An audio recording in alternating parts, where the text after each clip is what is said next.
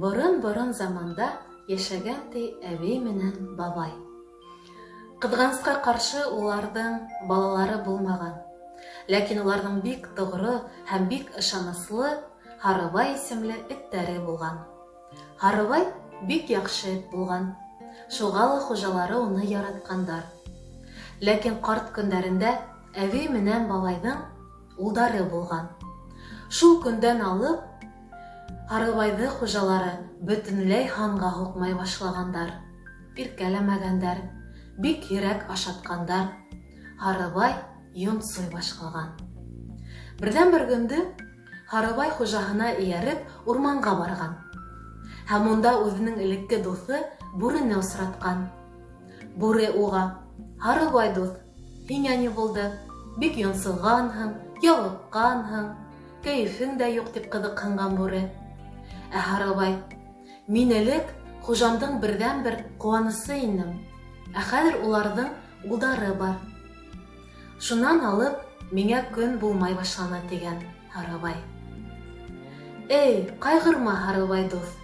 Бына яй еткәс, һинең хәлең элеккесә рәтләнеп китер. Бына, күр дә тор" дигән бүре. Һарыбай бүренең әллә ни һүзләренә төшенмәгән, әмма шулай яй етүен бик нык түземһеҙләнеп көтә башлаган. Бына яй еткән, кызыу көндәр башланган. Бөтә авыл халкы уракка төшкән. Әби менән бабай да улдарын алып баҫыуға сыҡҡандар. Әби менән бабай ураҡ урған, улдары арба аҫтында йоҡлаған, Һарыбай эҫегә әлһерәп арба күләгәһенә йәшенеп ятҡан. Һәм шул ваҡыт уйламағанда теге бүре ҡасып боҫоп килгән дә баланы алып киткән. Баланың ҡысҡырған тауышын ишетеп, Һарыбай уянып киткән һәм өрә-өрә бүрене баҫтыра башлаған.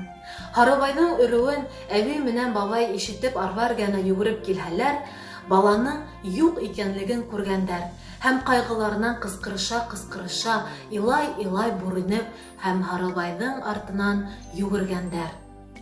Һарыбай бүрене баҫтырып итеп, баланы ҡотҡарып, кире арба эргәһенә алып килгән. Әби менән бабай бик ныҡ шатланғандар һәм быға тиклем иң тоғро һәм иң ышаныслы эттәрен шулай аслы-туҡлы тотоп һәм ялыҡтырып бөткәндәре өсөн бик ныҡ үкенгәндәр ди.